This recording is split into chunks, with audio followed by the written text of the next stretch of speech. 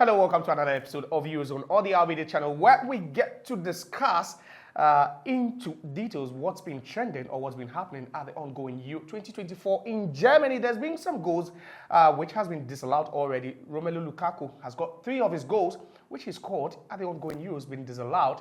But then also there was a goalless stalemate between Netherlands and also France, where France has to miss on the services of Kylian Mbappé after he broke his nose in the first game of the tournament. So we get to analyze what happened in that particular game. And N'Golo Kanté is still like fresh wine because he racked up his second man of the match award in France's second game against the Netherlands. So we get to see what happened. And I've been joined here by one of the best in the business as far as sports or football analysis is concerned.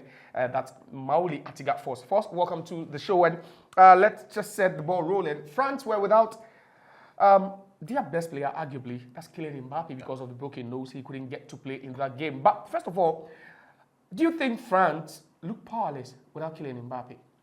Well, I can say that yes, they did look a bit less potent, without Mbappé. But I can tell you for a fact that this tournament is not for Mbappé. This tournament clearly has been for N'Golo Kanté.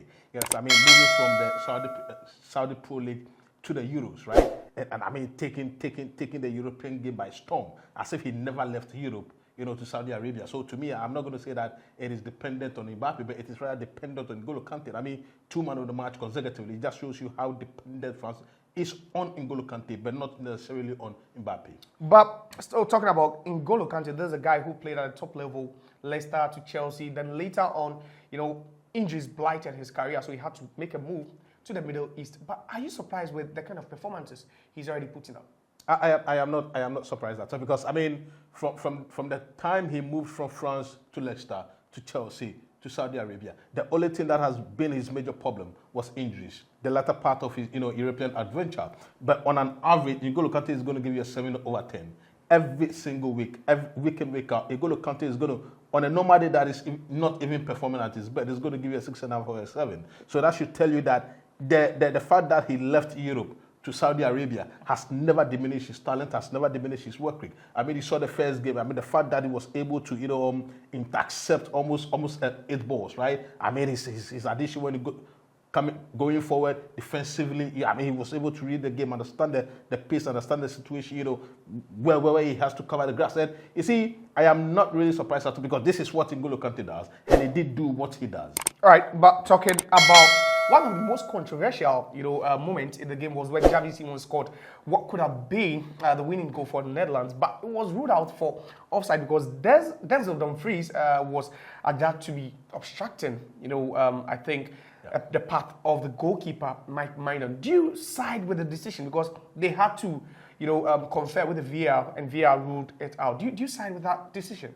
Well, I disagree. Yes, I mean, to me, I'm not really a fan of VAR, because it's been shambolic since its inception. And I clear when we watch the goal, right, from a tactical decision and from a technical point of view, I do believe that the goal should have stood, because Dumfries, yes, he was in the offside position, but was he interfering in play? Yeah.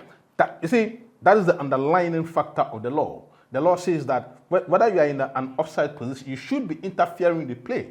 So was he interfering with the play? To me, I don't think that he was interfering with the play. But the argument was that he was standing very close to Mike Maignan, and that was the reason why he failed to dive to save that ball. If you look at the action clearly, you realize that there's no way that Mike Maignan was ever going to attempt getting that ball. In his path. He was in his path. But the question is that, was he interfering with the play? He was never interfering with the play. He was too still. So at the end of the day, I don't really understand the reason for which that goal was not was. All right, but then lastly on Group D, now Netherlands, France are still tied at the top, first and second respectively, with 4 points, where you also have Austria with 3 points. How do you think this one could end, and who do you think is going to top the group? It's going to be a difficult call, you understand? I mean, Holland is playing well. France is not playing that well. You understand? I mean, they'll be dependent on only one player, N'Golo Kanté. But I do believe that going into the final match is going to determine who should top the group. And I do very well believe, per what we have been able to see so far, that Holland is going to top the group. All right, so you just heard from Mai Atafo, one of the best football analysts in the business, and he's saying that he believes that the Netherlands could end up topping Group D. He also says that that disallowed Xavi Simons goal should have stood, and maybe if that had stood, then Netherlands would have booked their place in the knockout stages. But it's been interesting here, but don't also forget to share your comments. Do you think that France are toothless without Kylian Mbappé?